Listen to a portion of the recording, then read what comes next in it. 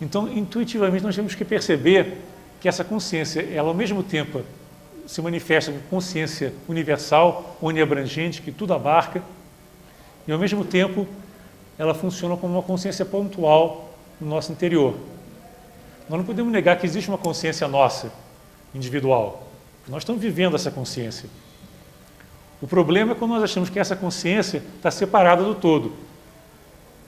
Aí que nós sofremos e estamos vivendo em Maya. Maya não é achar que tudo é ilusão.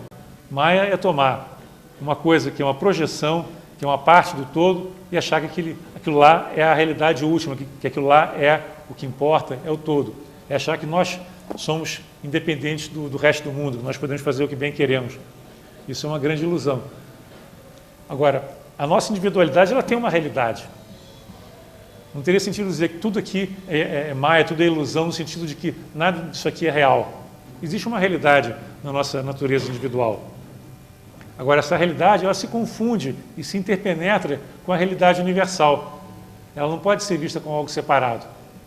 Nós temos que nos ver, ao mesmo tempo, como indivíduos e como seres que vivem na unidade. No processo meditativo, existe essa alternância entre os dois estados. Um estado em que nós nos percebemos, nós observamos nossa respiração, observamos nosso ser, e ao mesmo tempo nós mergulhamos no oceano.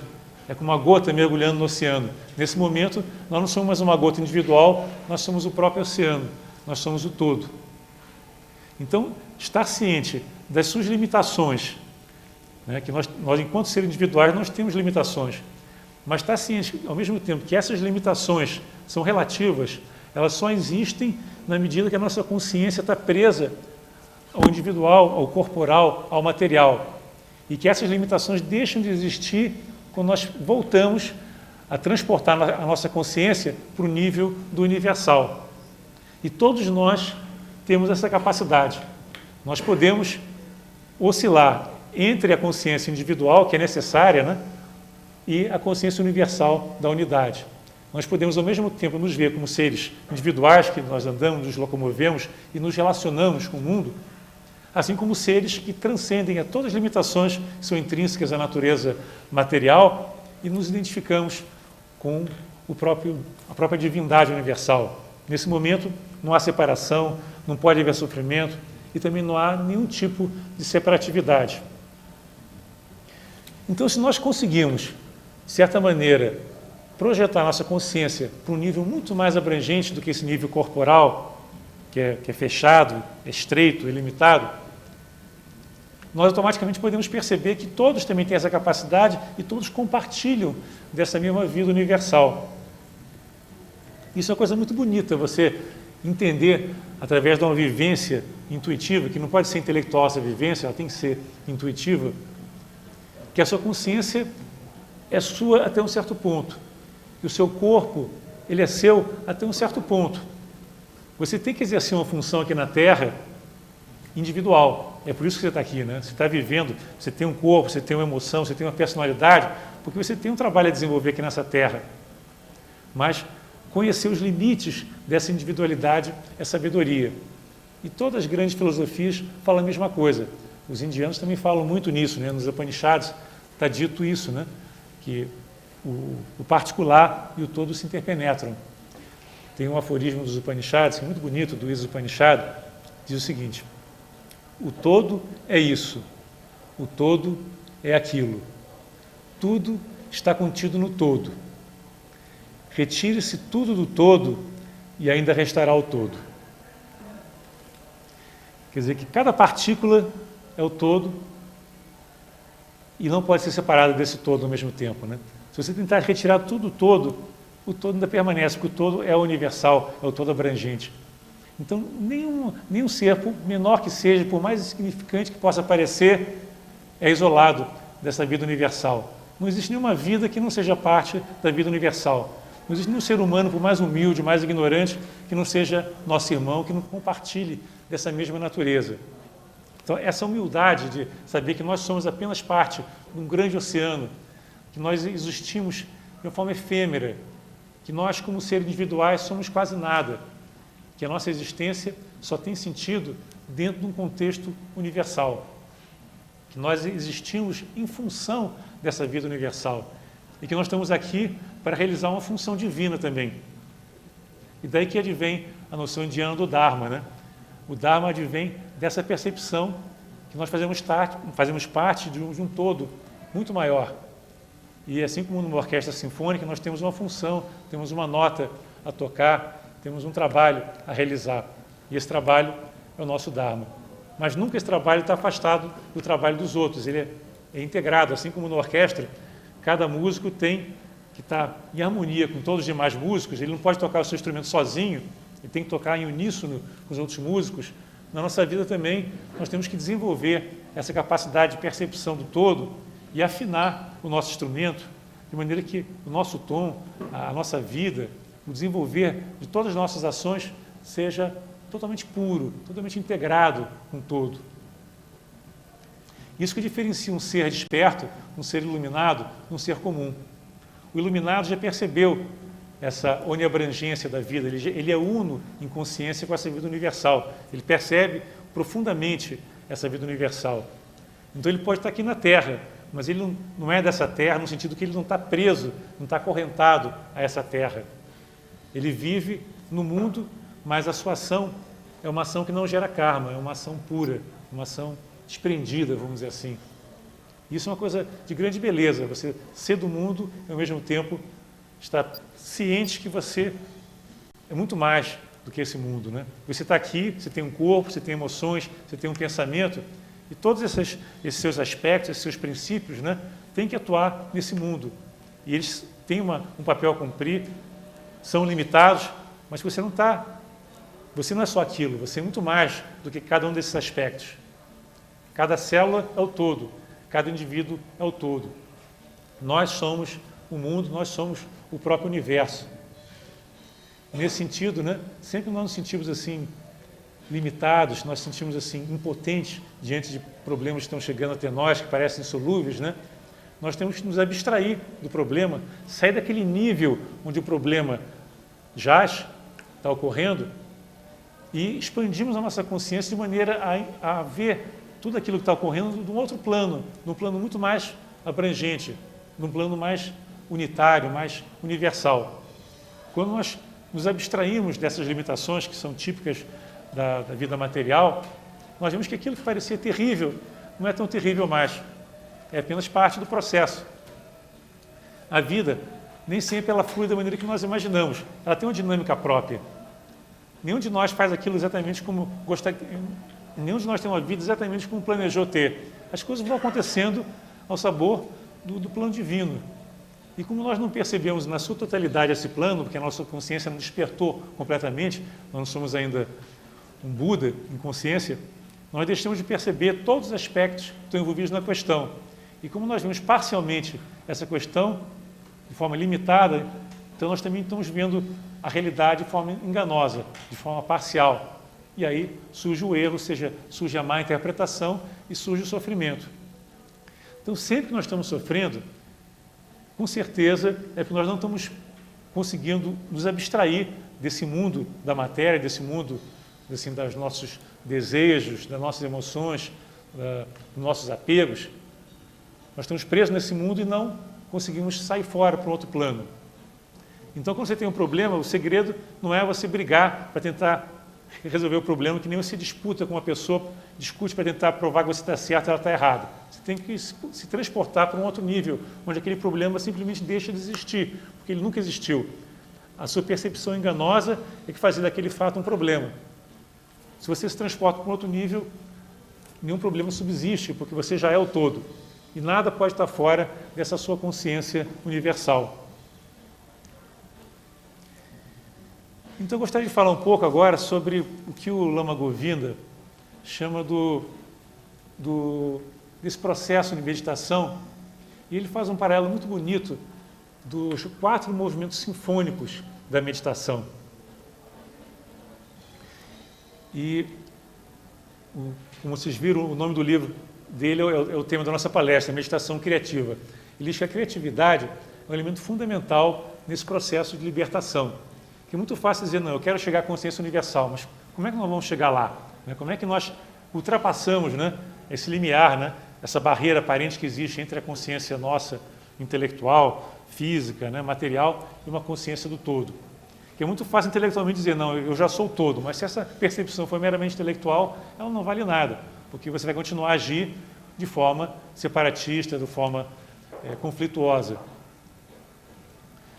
Então ele diz o seguinte, a meditação é o processo através do qual você pode fazer uma ponte entre a consciência individual e a consciência universal, a consciência do todo, a consciência da unidade. Porque as duas são uma coisa só que hoje você não está conseguindo fazer essa ponte porque você está preso a esse mundo material, que é dentro de uma mentalidade condicionada, que nós somos educados dentro dessa mentalidade condicionada. E ele diz o seguinte, o processo meditativo não é um processo que envolve nem só o corpo, nem só as emoções, nem só a mente, nem só a intuição. A meditação tem que envolver todo o nosso ser. Não é só você sentar de manhã e tentar mentalmente começar a abstrair algumas coisas, observar algumas coisas. Ela tem que ser uma transformação total do ser humano. E o Krishnamurti fala também nas mesmas linhas, né? Que a meditação, ou ela é uma transformação completa do ser humano, um despertar, um renascer para uma nova consciência, ou então ela é uma enganação. Se não houver um aprendizado concomitante com a transformação, e esse aprendizado já é a própria transformação, você está se enganando sentando, recitando mantras, etc. Então existe um trabalho a ser realizado, que alguns teosofistas chamam de autocultura, é um processo em que você vai envolver todo o seu ser nesse processo de transformação. É lógico que isso exige energia, exige uma dedicação, existe uma disposição para você se transformar. Então nós podemos dizer que a meditação é uma aventura, como diz o Lama Govinda também. Uma aventura, agora só empreende uma aventura quem está disposto a caminhar. Só que esse caminhar exige uma determinação. Você não faz uma trilha, não sobe uma montanha, por exemplo, sem ter uma determinação. Só que ele diz o seguinte, o interessante é que nessa caminhada que você vai começar a empreender, que é o processo meditativo, você não pode ter uma expectativa, uma imagem de onde você quer chegar muito definida. Porque quando se define, eu quero chegar naquele lugar, você já limitou a sua busca, a sua caminhada.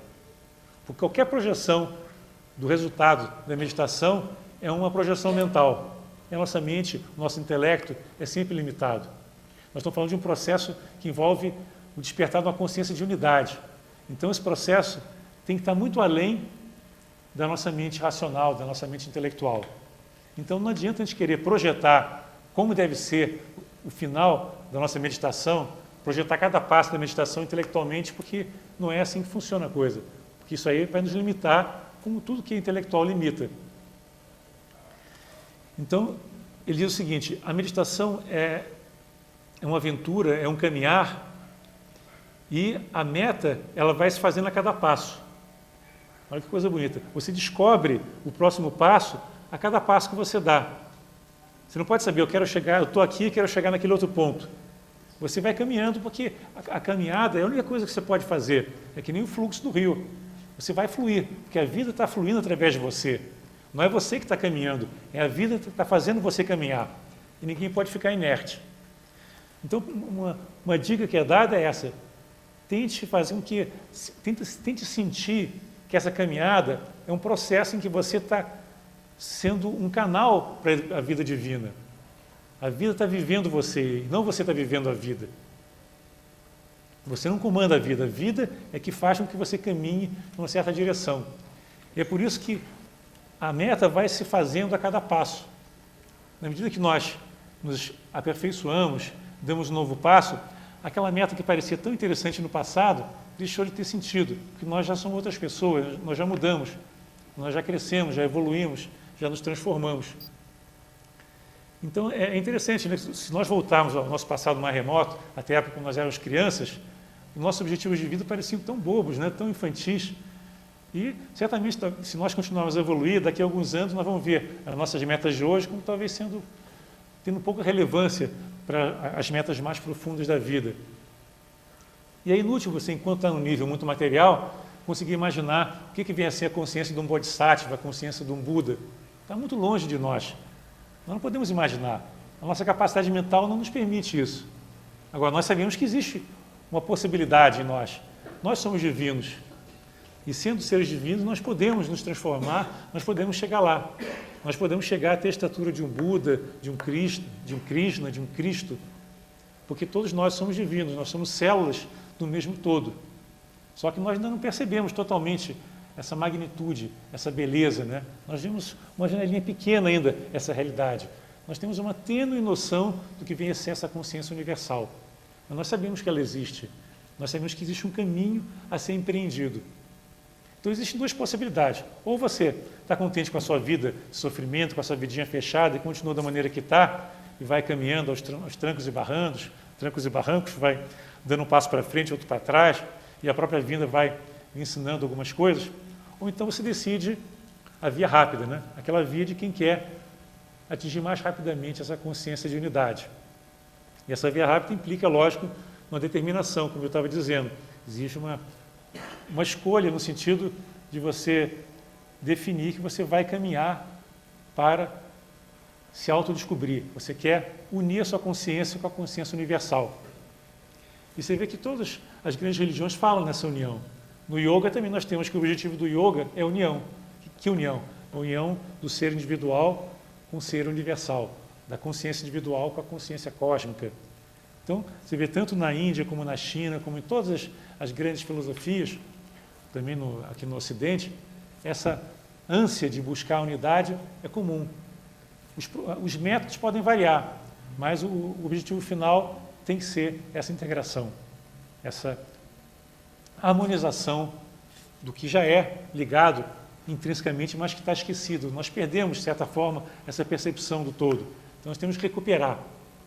Então, a evolução, na realidade, é uma redescoberta daquilo que nós já somos, mas esquecemos. Aquilo que na Bíblia está como a volta à casa do Pai, né?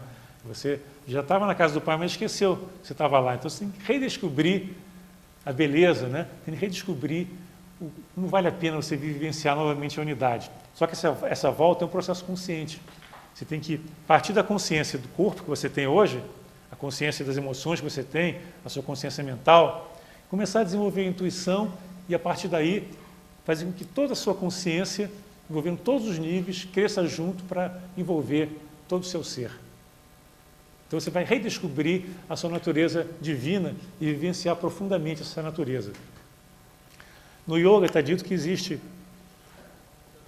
um processo para chegar até o samadhi. Só que você não chega no samadhi e fica lá. Você chega a experimentar uma primeira vez o samadhi, mas depois você volta. Existe uma alternância entre o estado de unidade, de percepção da unidade, de vivência da unidade, e o estado em que você volta a se sentir como um ser isolado, individual. Mas cada vez que você tem essa percepção, nem que seja por um momento fugaz, você volta rejuvenescido, você volta mais desperto, você volta mais integrado com a natureza, mais integrado com os seres humanos. Então esse é o processo. E a meditação, ela sendo regular, ela vai cada vez mais abrindo a nossa intuição, vai nos trazendo cada vez mais insights, porque você está, durante aqueles momentos da meditação, você está trazendo o mundo para dentro de você, um mundo muito maior do que aquele mundo que a consciência de vigília, a consciência separatista consegue te mostrar. Durante a meditação você está indo além das suas limitações. Então vamos ver agora quais são esses 4 movimentos sinfônicos que o Lama Govinda se refere no processo meditativo. E para cada um desses movimentos ele dá um nome. Então o primeiro movimento sinfônico é chamado de sabedoria do grande espelho, ou sabedoria do espelho. O que vem a ser essa sabedoria? Nós temos a tendência a aceitar aquilo que nos apraz, aquilo que nós achamos bom em nós, e rejeitar aquilo que nós não gostamos de nós mesmos e também nos outros. Uma pessoa é aceita na medida que ela se comporta da maneira que nós esperávamos que ela se comportasse. Nós gostamos de uma pessoa na medida que ela nos agrade. Se ela fez alguma coisa que nos incomoda, você já coloca ela de lado, não é? Então, na vida, nós estamos sempre vivendo na oscilação entre a aceitação e a rejeição. E em relação a nós próprios, nós estamos também sempre nos enganando. Nós procuramos nos ver como seres sensacionais, nós vemos muito mais as nossas qualidades do que os nossos defeitos, e nós tendemos a distorcer a realidade. Nós não vemos a realidade como ela é, nós vemos a realidade como nós gostaríamos que ela fosse. E isso é um problema, né? Nós projetamos de dentro para fora, né? Esse é o processo, um mundo fantasioso que não corresponde à realidade dos fatos. Nós distorcemos o que nós observamos pelos sentidos, o que nós sentimos também emocionalmente para adequar ao mundo que nós imaginamos como sendo um mundo desejável, né?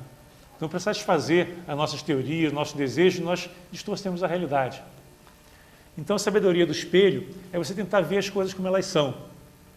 E o espelho, quando ele está limpo, ele reflete exatamente a imagem como ela é. Não tem distorção nenhuma, né? Se uma pessoa é careca, ela parece careca. Se tem cabelo, ela parece com cabelo. Não há como você introduzir nenhuma modificação se o espelho é limpo, se o espelho realmente está totalmente puro, que nem um lago espelhado, né? Com o lago espelhado, você não consegue, às vezes, distinguir a imagem do que está sendo espelhado no lago. As duas são idênticas, né? Então, o espelho perfeito, ele reflete a realidade como ela é. Então, o primeiro passo, o primeiro movimento da meditação é você adotar uma postura de observação, sem interferência. Você olhar para o mundo e apenas observar as coisas como elas são. Então, vocês podem sentar, observar a sua respiração, observar os seus pensamentos, observar as suas emoções, com um mínimo de interferência. Essa é uma meditação típica budista que inicia esse processo. Então, é a observação da não interferência. Você está como um observador atento. A tendência é a mente sair fora, porque a mente está sempre querendo, né, trabalhar, comentar, julgar, analisar. E é difícil você ter aquela plena atenção, você observar sem nenhum julgamento as coisas. Isso exige uma prática, né? Até um desapego, né? Você olhar imparcialmente a realidade.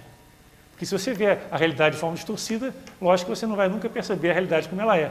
E se você quer conhecer o todo, que é o nível mais profundo dessa realidade, você não pode querer se enganar. Então, vamos, nesse primeiro movimento, começar a observar a realidade nua e crua, como ela é.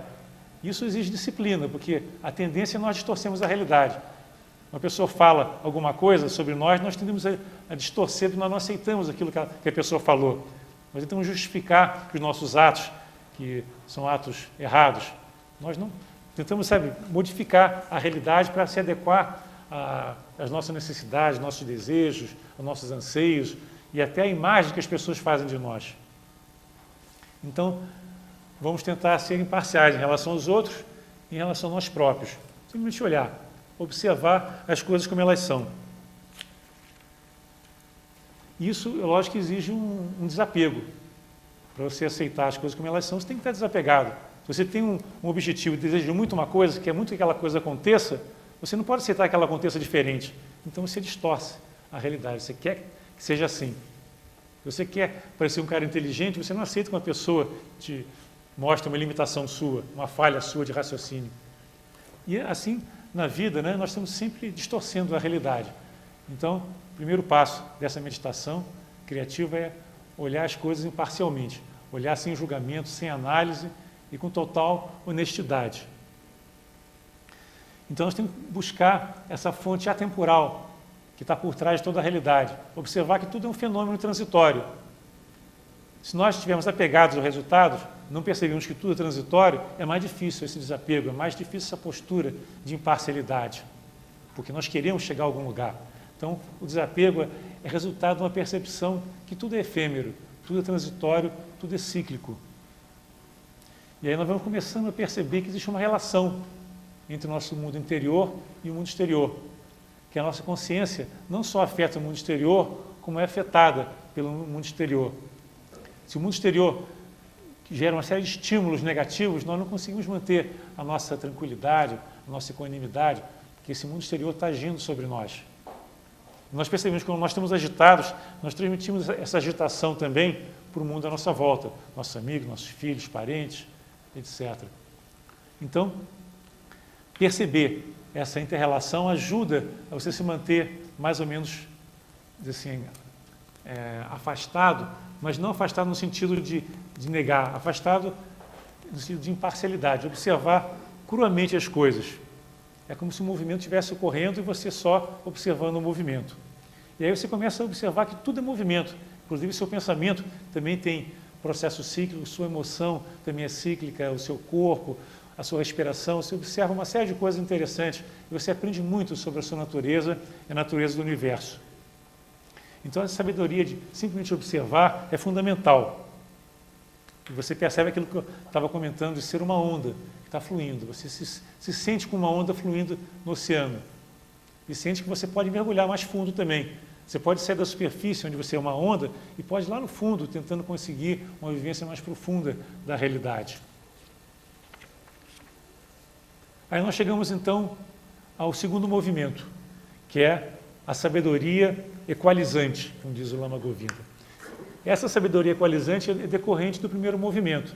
Na medida que você observou imparcialmente a realidade, então você percebe que tudo faz parte desse todo, que o universo interno nosso é uno com o universo externo. Não existe separação.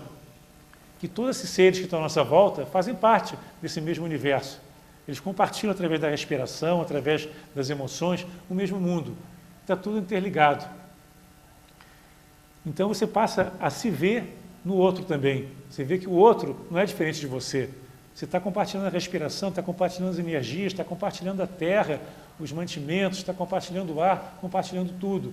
Você não é separado desse mundo. Daí surge a visão da igualdade. A percepção que você não é independente e você não pode se afastar desse mundo. Você tem que entender e perceber essa unidade na convivência. Você é igual aos outros. E dessa percepção, então, surge a base da ética budista, que está no Dhammapada, que é a unidade essencial de todos os seres.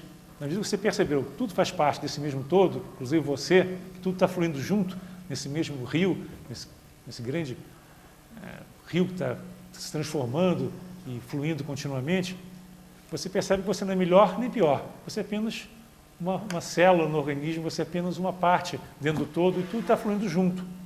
Você é igual ao próximo. Essa é a base da ética budista. Tudo flui junto, você é uno, você é parte desse todo, então você não é superior a ninguém, assim como você também não é inferior a ninguém. Daí surge então o terceiro movimento, que é a sabedoria do discernimento. Essa sabedoria é decorrente dessa percepção da igualdade de todas as coisas. E você então passa a ver o mundo como uma unidade pura, onde você não só é uno com todos os outros, mas você compartilha essa mesma divindade com todos os outros. Você depende dos outros, os outros dependem de você. Você está caminhando junto com os outros, né? Que essa sua caminhada não mais é uma caminhada isolada, mas é uma caminhada em grupo.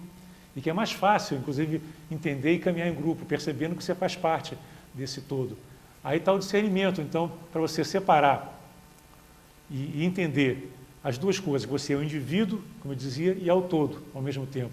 Ora, você vai agir como indivíduo, mas essa ação do indivíduo não pode ser uma ação isolada, ela sempre tem que ser uma ação integrada no todo.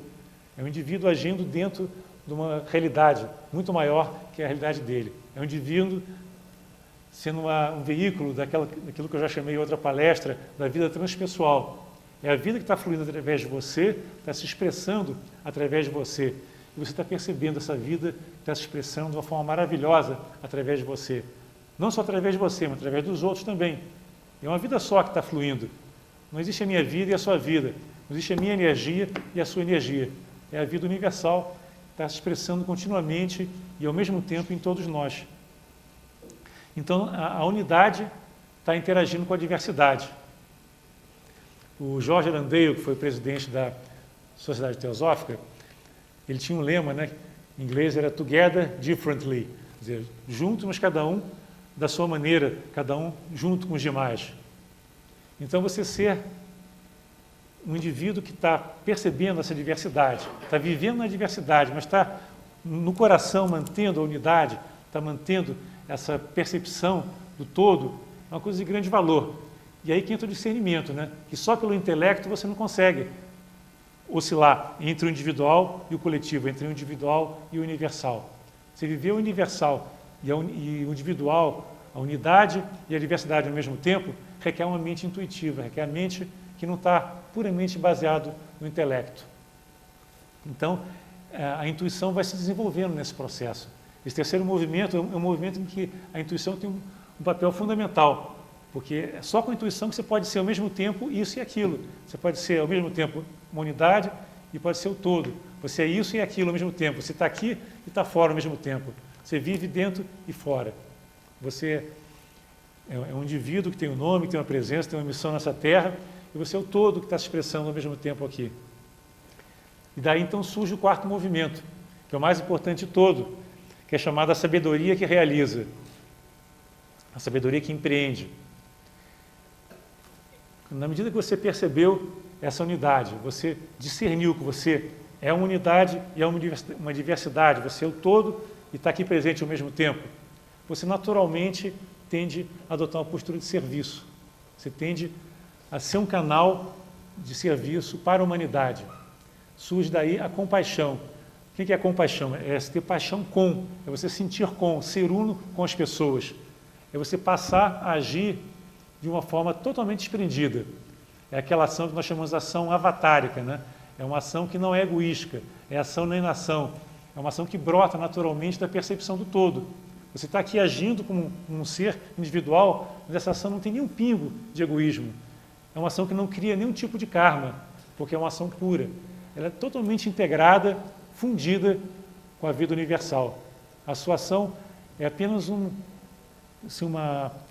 fluxo contínuo da vida universal que está usando a sua individualidade para se manifestar no mundo.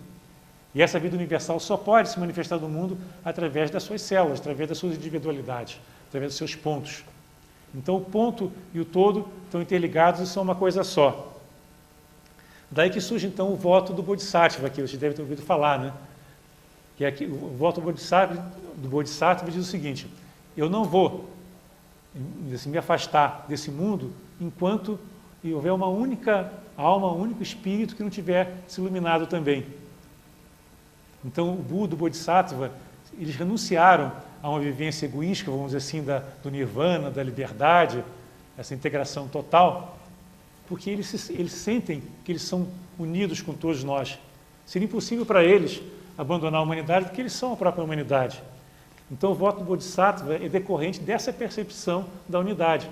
Ele é um ser e ao mesmo tempo uma unidade.